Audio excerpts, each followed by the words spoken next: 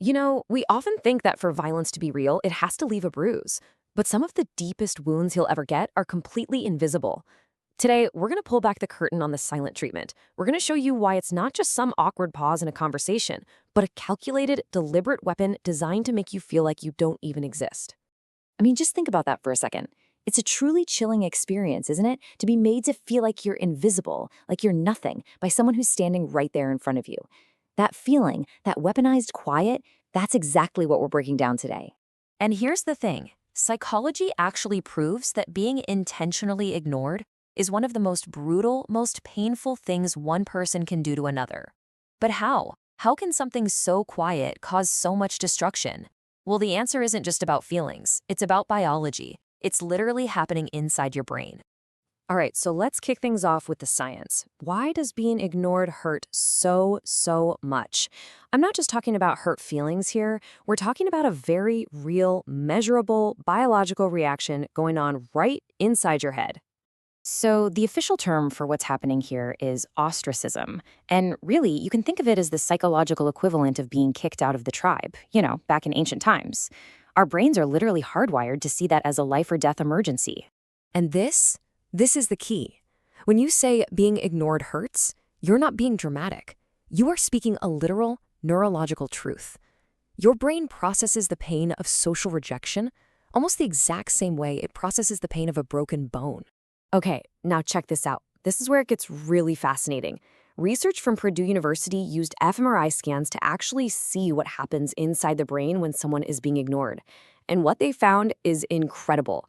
The brain lights up in the exact same region, the spot called the dorsal anterior cingulate cortex, that also processes the actual distressing sensation of physical pain. It's the same spot. So to put it bluntly, and this really drives it home, the social pain of being erased, of being ignored, it triggers the exact same alarm bells in your brain as a physical attack. It's a primal survival signal that is just screaming, danger! So now that we get it, now that we know the pain is real, let's talk about how that pain is weaponized. Because this isn't just some random biological reaction. Oh no, it is a deliberate tool for manipulation. Abusers, especially those with narcissistic traits, they seem to know this intuitively. They know how devastating this pain is, and they use it to grab all the power. Now, it is absolutely critical that we understand the difference here. Taking a healthy timeout is not the same thing.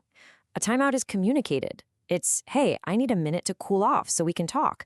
It's about finding a solution. But the silent treatment, that's a total abrupt withdrawal designed to punish you. One is basically a bridge to a better conversation. The other is a giant reinforced wall. So why do they do it? Well, it's a classic tactic in the narcissistic abuse cycle, especially during what's called the devaluation phase. The whole point is to throw the victim into this state of frantic anxiety, making them wonder, what did I do wrong? What did I do? The abuser gets to avoid all responsibility and actually forces the victim to chase them, to beg them for forgiveness. And in that moment of chasing, all the power gets handed over. It just destroys the victim's self-worth and makes them so much easier to control. And the damage from this weapon, it's not temporary. It doesn't just go away when they start talking again. It leaves deep, long-lasting wounds that are both psychological and, believe it or not, physical.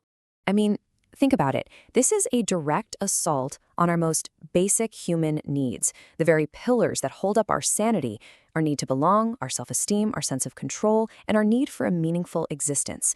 When those are attacked over and over again, it does more than just hurt. It leads to chronic anxiety, deep depression, a crushing feeling of worthlessness, and can even leave the victim in a constant state of high alert, just like someone with PTSD. And just look at this. This is a heartbreakingly real example. Take a second and read these messages. You can feel the desperation, right? What did I do wrong? Silence is not a solution. This isn't a two-sided conversation.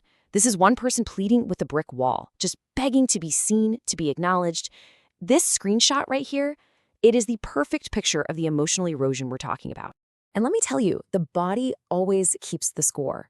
The constant chronic stress of being ignored floods your system with the stress hormone cortisol.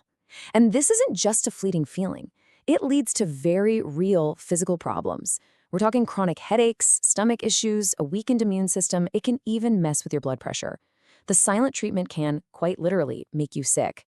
So if you are trapped in this vicious cycle, How in the world do you break free? This is the most important part of this whole conversation.